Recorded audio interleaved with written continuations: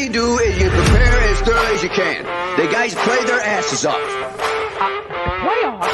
Talk about playoffs? You kidding me? Playoffs? I just hope we can win a game.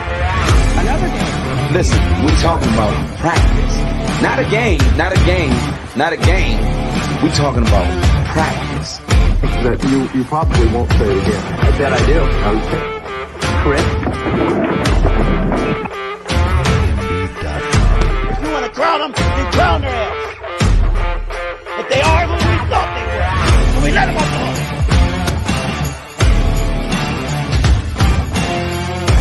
5, 4, 3, 2, 1, 0. Gather around, Skull brothers and sisters. This is Skull Rants, brought to you by Minnesota Sports Talk. You can find me on Twitter, TikTok, and Facebook at Skull World. Today, I brought back Tim from Minnesota Tim on YouTube. Make sure you subscribe to this dude. He's up and coming. He's got the background for it. Let's go. Tim, tell us where we can find you, man. Hey, Dave, I just want to thank you for having me on the podcast, first of all. And I love the intro, by the way. They are who we thought they were. And we're talking about practice, two of the greatest press conference clips in the history of sports right there. But you can find me on YouTube, the Minnesota Tim, a Minnesota Vikings podcast. And you can find me on Twitter at Minnesota Tim1. And on Facebook, you can follow my Facebook page, Minnesota Tim Podcast.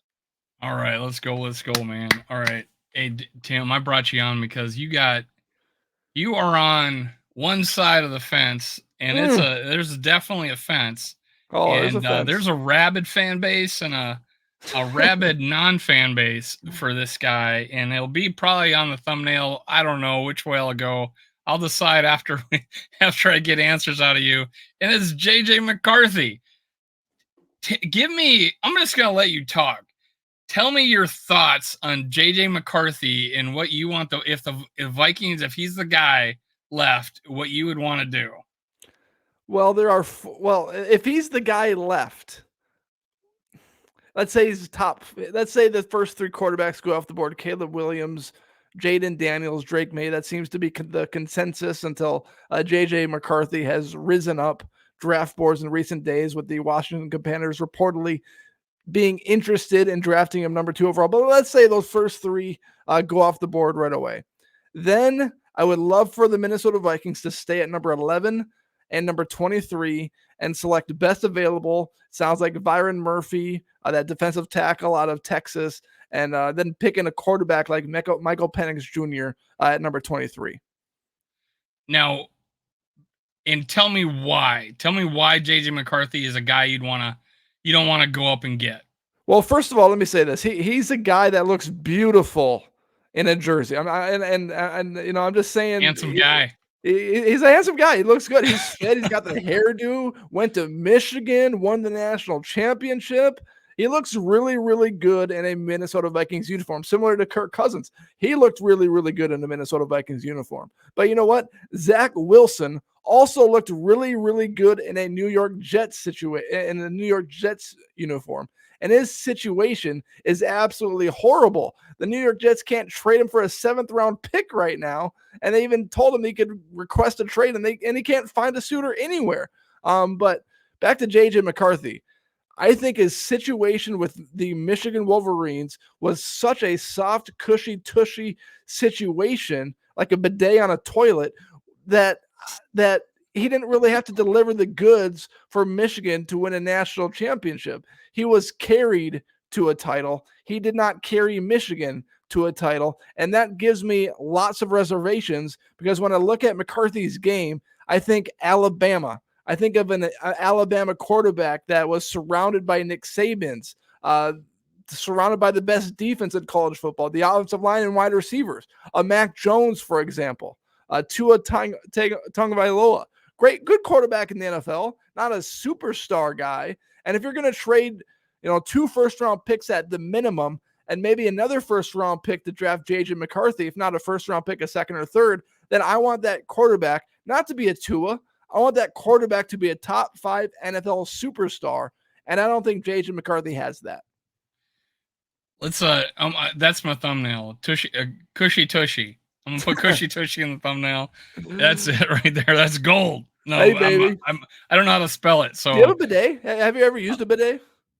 no, I didn't want things squirting up in my Oh my man, it cushy is tushy. an amazing. I got my wife one for Christmas this year, and it is amazing. I highly suggest it. I was scared at first too. I was scared. Something Like wrong, I man. didn't Something want wrong to with do it. it. I don't know. I didn't want to do it, but I'm it is 50. I amazing. can't go back. I can't go back. You can. You can All right. reinvent the wheel. What are we in France? Hey, man, they're nice. Just saying. All right, I'll think about it. I'll think about it. There was I was in a hotel in China and they had one. I didn't use it. I didn't use it. Hey, I it didn't took use me it, a but while maybe too. I should have. I changed my tune. Took me a while. Anyways, I'm gonna change gears. You told me what about now. Is there any skills that he has that maybe shine out a little bit that maybe makes you feel like it would be okay? Let's say if we stuck in pick and he was there at 11, or maybe who knows? Maybe he's drops like Will Levis and we get him at 23. Is that a guy you would even want? I would be okay with JJ McCarthy at number 11, but I don't want to trade multiple first round picks to get him at number 4 or 5. And the best parts of JJ McCarthy's game is he's an accurate quarterback. He doesn't throw many interceptions. His completion percentage was like 69% in college.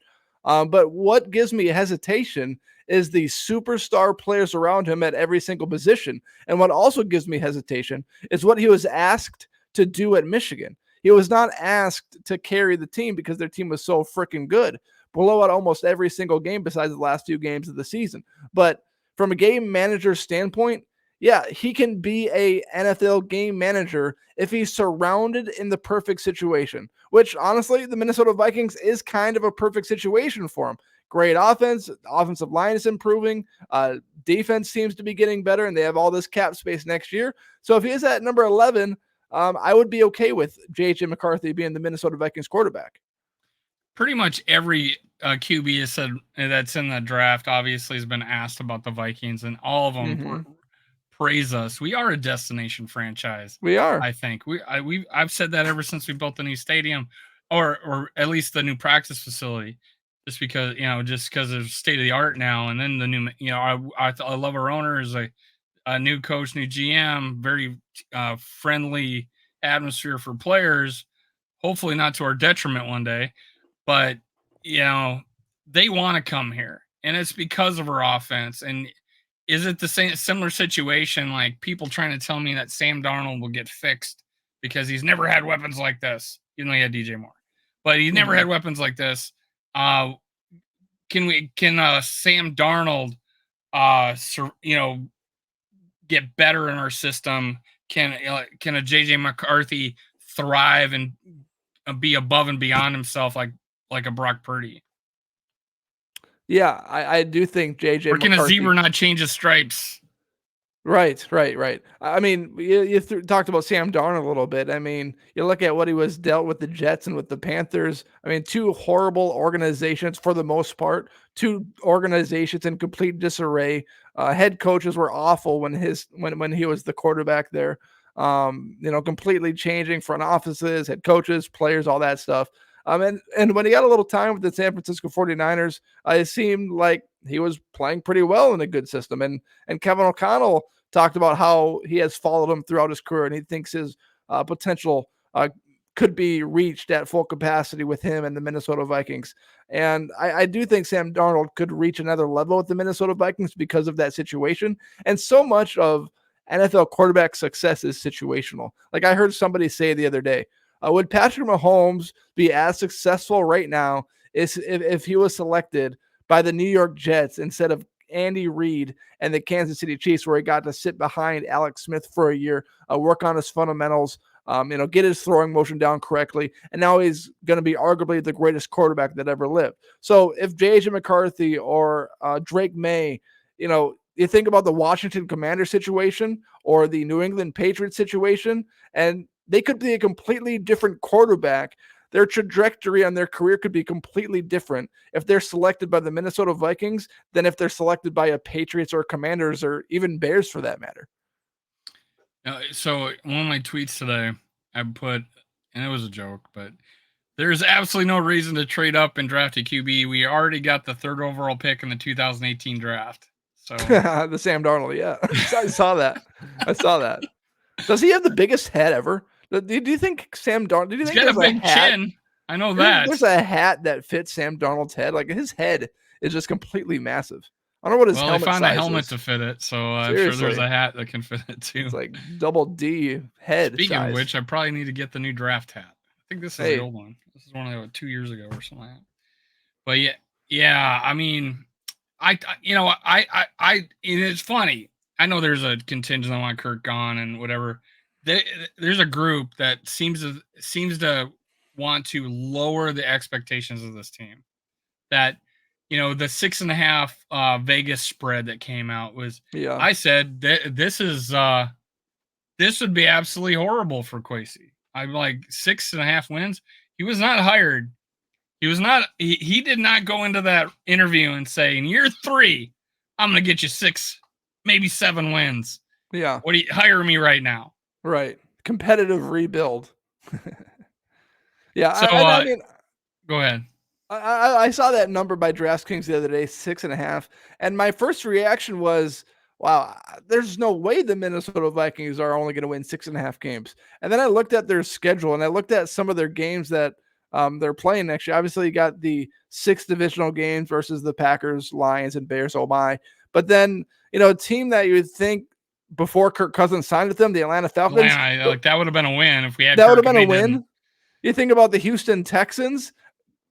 I mean, there's a chance that they take a step back because there's every single year there are teams that make it into the playoffs, and those teams are thinking, "Oh, we made it to the playoffs this year. Oh, next year we'll make it to the second round. Oh, they don't make it to the Super." It doesn't work like that in the NFL. There are teams every single year that make the playoffs that don't make the playoffs the following year. The Minnesota Vikings were one of them this past season. So there's going to be teams like the Texans, that don't make the playoffs, and they're on the Minnesota Vikings schedule. So maybe they're not going to be as scary as a threat. CJ Stroud going into year 2. Everyone's picking them early as a Super Bowl favorite. Just to, they added Joe Mixon and Danielle Hunter and all these guys.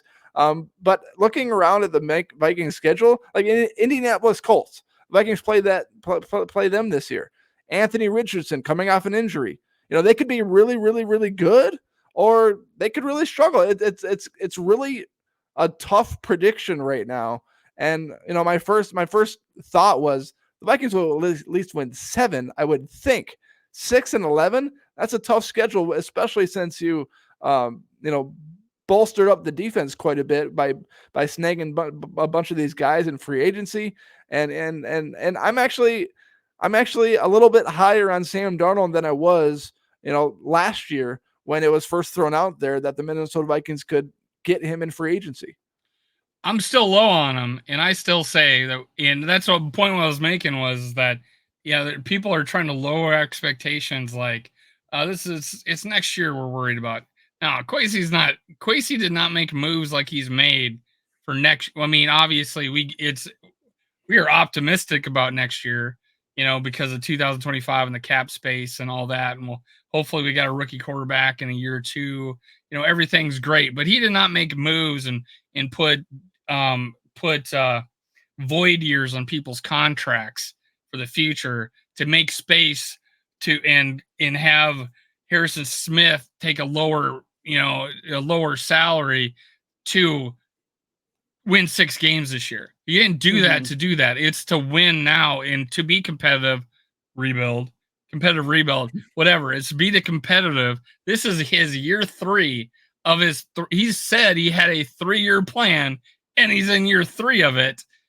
And it's not to win 6 or 7 games. So I feel like there's no reason why this team can't win 10. That's even with Sam Darnold. If KOC, like they did, limited staff after Stafford started throwing picks in, I think it was October or whatever, month of November, I forget. 3 games, had all these turnovers, lost 3 in a row, and they solved the turnover issue, and then they back on track, win a Super Bowl. I think if they can limit turnovers, we get our running game, and we make that step forward with the defense, I don't see why this team can't play team football, be consistent on both sides of the ball, and win and come away with 10 wins. Yeah. I'm not like I was expecting this last year, at least deep playoff run, injuries, but I just don't see why. It's funny that I'm the Sam Darnold, I don't hate him, but I wasn't high on bringing him on the team, but I'm the optimistic one. I'm the optimistic one. Win 10 games. What the hell? Totally. Yes. That makes sense to you? Yeah, it makes sense to me. I think something also to consider in the over under and the predictions for the Minnesota Vikings next season is going to be the rise or the fall of the Green Bay Packers, Chicago Bears, and Detroit Lions. That's Right. 6 games right there. That's almost half your schedule. The Packers last year, at the end of the year, Jordan Love was playing like a top 5, top 8 quarterback in the NFL. The way his touchdown interception ratio was. And the question is Jordan Love going to continue that and be consistent with those numbers, or are those numbers going to falter a little bit and he's going to come back to earth a little bit? Same thing with the Detroit Lions. Is Jared Goff going to have another sensational year? Are their rookies going to take another step? And Caleb Williams, is the consensus number 1 overall pick out of USC, but USC quarterbacks haven't necessarily been the best quarterbacks coming out of the NFL draft in history. Sam Darnold, example number 1. Matt Leinart, example number 2. Quarterbacks all over USC that haven't panned out to their Wayne superstar. Booty or whatever his name was. Exactly. Yeah, quarterbacks all from USC really haven't had a whole lot of success outside of Carson Palmer. So Yep. I think a lot of the Minnesota Vikings predictions are also going to be dependent on what the Packers, Lions, and Bears, how they look next year. Makes a lot of sense. And, and we haven't had the best home record this past year. And especially, and even in COVID, we were terrible at home. So it's like, it's people aren't scared anymore to play at US Bank. That's got to change. That really has got to change. But you make a great point with the Lions, the Bears, and the Packers. These guys could just take that next step and leave us in the dust, and we're sitting there with Sam Darnold. But hopefully our future looks bright. I don't want to wait. I want to compete now, and I think that's what Kwesi's doing with bringing in the defenders he did that I felt fit the defense. What do you think about Greenard, Van Ginkel? I forget the corner that played for the Texans and a couple teams. Jack Griffin. Yeah. What did you think of these guys that they brought in? Do you think? I know losing Daniil Hunter, man. He could play in any defense, in my opinion. Get run and pass rush. He could do it all. What do you think about bringing these guys in? Are we a better defense now, you think? Oh, absolutely. Not even close. I think that was the biggest area that the Minnesota Vikings needed to address this offseason. Now with the quarterback position gone with Kirk Cousins, playing for the Atlanta Falcons, that becomes need number 1. But right, filling the holes on the defense became 1B. At the end of the year, the Minnesota Vikings defense was getting torched by Jake Browning in the second half. Jared Goff, Jordan Love were doing whatever they wanted defensively against Brian Flores and the Minnesota Vikings defense. They were getting exposed. So they needed to address those positions. And I'm sure they, relied on Brian Flores a lot to decide on which guys that they want to bring into his system and bring into his scheme. So I think there's a lot to be excited about with the Minnesota Vikings defense. And I think, to be honest, a lot of the moves that were made were moves that could be made once Kirk Cousins left and signed with the Atlanta Falcons. And really the reason why the rookie quarterback situation looks so bright for the Minnesota Vikings in this year's draft, and the reason why, you want to strike on a guy this year, not next year, is because the Minnesota Vikings offense obviously is elite, but the Minnesota Vikings defense is ready to go to the next level under Brian Flores. And in year 2 with that rookie quarterback, that's when you can expect potentially a Super Bowl if that rookie guy really does indeed hit, if the Vikings do land in the top 5. Yeah, we still had the $58 million in cap hit, so obviously we lacked flexibility that we would have had if we maybe re-signed a Hunter or re-signed a Cousins. But future-wise, obviously allowing all that cap hit to hit this year is definitely going to free up, and maybe it did allow us to give a guy 3 years or give a guy 2 years. and rather than just one, and be able to entice some people. But it sounds like Christian Wilkins was like a big priority for us and free Yeah, I saw agency, that. and we just got blown out of the water with that 27 million. And I was So okay with that. I was okay yeah, with that. oh yeah, let him go for that, right?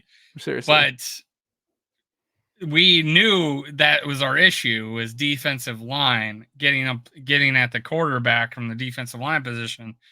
I don't feel like we've improved there. From the defensive line position? Defensive line, the three interior linemen. Yeah. I mean, from the defensive tackle standpoint, I mean, they signed a bunch of nobodies that I wasn't really Jags. familiar with. What's that? Bunch of Jags, just a guy. Yeah, seriously. Yeah, right. Seriously. Some guy named Tillery. I mean, he could have been something. I guess he was a first rounder at one time, but yeah, seriously. Yeah, he had a Sam Darnold. Yeah, seriously. We're surrounding our team with former first round picks that couldn't succeed anywhere else. And maybe the Minnesota Vikings think that, hey, got to get them in the right system. Fix them. Right, exactly. We're Mr. Fix It over here in Minnesota. But I think the additions of Greenard, and if Van Winkle can stay healthy, I think he's going to be the key to the Minnesota Vikings defense next year. Because I read a statistic online that says something like his pass rush rate was in the top 5, even ahead of TJ Watt from the Pittsburgh Steelers. So this guy has elite pass rushing ability. Plus he's got the hair. And he's got the AJ Hawk hair, this long. Yeah, we need more of that. Straggly hair. And anytime you got hair like that, you better be a player. And he's definitely a player if he can avoid injury. Yeah, I mean, one of my best friend is a Miami Dolphin fan. Even though he's from Alabama, his dad was from Miami originally, so group of Miami Dolphin fans. And that was his favorite player on the defense was Van Ginkel. And it really sounded like when they hired Flores, that's all he talked about him constantly when he comes up for free agency. Let's go get him, and we did, which was great. And it sounds like Flores is trying to mold the defense into his visions, his identity, and I really applauded all those moves. The cornerback, the 2 edge rushers, the linebacker Cashman. I think now our linebacker group is a strength when I thought it was a shallow weakness of ours. I feel like it's improved overall, and I think it fits our defense a lot better. Yeah, 100%. I mean, I think, especially the cornerback position. I mean, the linebacker needed to be addressed. Had Ivan Pace Jr., who excelled in that position last year, but Jordan Hicks was getting old. And what better move than to bring in a former Golden Gopher, a guy that Minnesotans love, one of us, lives in Eden Prairie, from Eden Prairie, grew up in Minnesota, suffered through these harsh winters, went through it all throughout his entire life. And now you bring him back in. And so there's going to be an instant connection there. People are going to love that. And I think bringing in Shaq Griffin, I mean, Evans, Andrew Booth Jr., Mekhi Blackman, these guys need help. I think he brings an attitude too. The way I saw him play, he just looked like he brought an attitude. Yeah. And he had crazy ball skills in body. That's one of the things that people talk about him is, when you're scouting a guy, is his body control. Like, can you play fast and still, catch the ball? Can you still, defend the ball? Can you still play at your top speed, or do you have to slow down?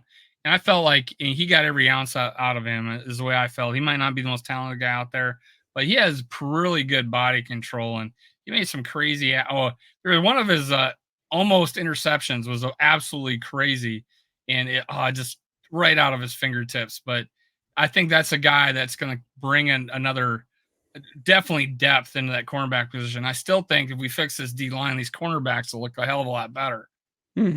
Yeah, seriously. I think I still think the Minnesota Vikings need to address the cornerback position in the draft. We need a number 1. And he didn't need a number 2. He needed a number 3. I mean, Blackman and Evans, they're all right. Andrew Booth Jr., he can't stay on the field. They're not number 3s? They could be number 3s. I mean, they could be practice squad players if you want them to be. But I'm just messing around. They're better than number 3s. But we saw Evans get benched a couple times at the end of the season by Brian Flores and Kevin O'Connell because he couldn't defend anybody. We saw, was it Mekhi Blackman that got beat out for a jump ball against T. Higgins and then showed completely no effort. on that That was final play against the Bengals. Blackman. I mean, That was Blackman. yeah, it's Blackman. Yeah, that's what I thought. And so, the Minnesota Vikings secondary is young. I mean, and I guess if you draft a guy, they're just going to get younger. But addressing that by adding Shaq Griffin was a necessary move and a move that needed to be made because they were just getting torched. And you can have defensive linemen that can get to the pass rusher or to the passer quickly, and that's a huge part of the defense. But I think a big reason why Brian Flores and the Minnesota Vikings had like a over 50% blitz rate is because they needed to get to the quarterback before he could release the ball, because they knew that their defenders, their quarterbacks, couldn't guard anybody. Yeah. So, what do you think? How important was the move to bring back Harrison Smith for one more year, at least? I mean, it's exciting because he's, it's going to be his 13th NFL season, and he's going to be 35 years old. And that if the Minnesota Vikings cut him, or if he wanted to be cut, he probably was signed with the Dallas Cowboys and played under Mike Zimmer's defense. It's a super cool story. And obviously he's got that veteran presence, that veteran leadership, and he'll make a play that's special throughout the year. That's just the kind of guy he is, the instincts that he has, where he'll make a play where everyone's like, oh, that's the Harrison Smith that we remember. Oh, that's the Harrison Smith that's going to be a Hall of Famer one day. But I compare him to an average basketball player playing against a bunch of scrubs in a gym. It's going to make that average basketball player look like an elite player because he's playing against scrubs. Last year we saw Harrison Smith dominate the Bears and dominate the Panthers, two bottom feeders in the NFL at the beginning of the season. The Bears got better throughout it. But against the Panthers, he had like 3 sacks, a forced fumble. He just played out of his mind. But, against some of the better teams in the league, you didn't really see Harrison Smith make that big of an impact. So I think that's what we'll see a lot of next year. Harrison Smith versus the, worst teams in the NFL. You'll see amazing plays. But against the better teams, like maybe the Atlanta Falcons or some of the other teams that the Vikings will be playing, you're not going to see him make that elite impact that we used to see from Harrison Smith. Yeah, no, they talked about certain players needing more limited reps, and they just, because of our depth, we didn't have that, and they had to play a lot more than what they would want them to play. And I think Harrison Smith is probably one of them. Now, one of the things I didn't ask you, and we'll end the show talking about it, is we talk about JJ McCarthy and that you're not a fan of him necessarily. What? Who said that? The whole Michigan faithful pretty much says that. It says you're not a big fan of JJ McCarthy. But I said that. Who are you a big fan of? Personally, this has been my thought process throughout all the draft speculation is, if you're going to trade 2 first-round picks, might as well make it 3 first-round picks and get one of the big guys up top, whether that's Drake May, preferably Jaden Daniels. Obviously, you have no chance to draft Caleb Williams, but Jaden Daniels, I think, is priority number 1, in my opinion, and Drake May is priority number 2. And then JJ McCarthy, if he falls to number 11, that's my priority number 3. But I think if you're going to trade and if you're going to go all in to snag one of these guys, get someone that has that superstar potential like Jaden Daniels, like Drake May. And that's where my thought process was. Well, we're 100%, on Jaden Daniels for sure. I just don't see anything bad. I don't see anything below average in this kid. Did you see the Vikings are meeting with JJ McCarthy for like several days, and I wonder how they're bringing May in too, though. What's that? Yeah, what's that?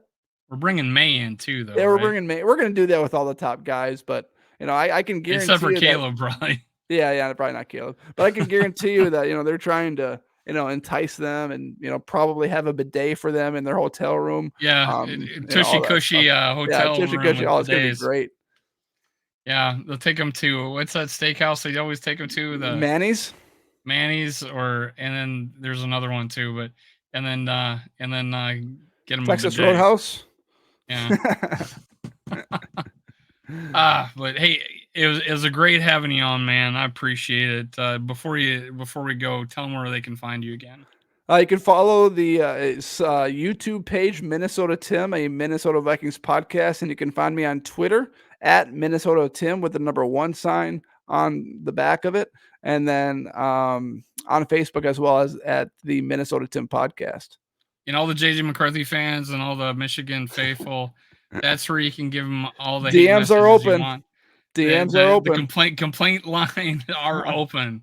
I'm not afraid. I'm not afraid. He's not Eminem afraid. Saying about it. Eminem saying me, bro. about it. Come at me, right, bro. Come on, man. Eminem saying about it. I'm not afraid. Skull Vikes.